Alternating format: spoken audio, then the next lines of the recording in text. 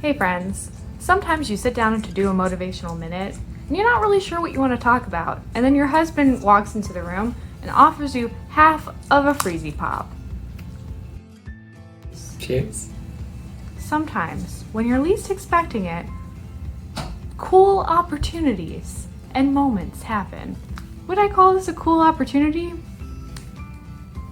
Kinda. I mean, I wasn't gonna eat a popsicle before this, and it is technically frozen, which makes it cool. Be open to the new experiences, the fun delights, and the opportunities that the world is going to throw at you. They might be big, they might be small, but they are out there.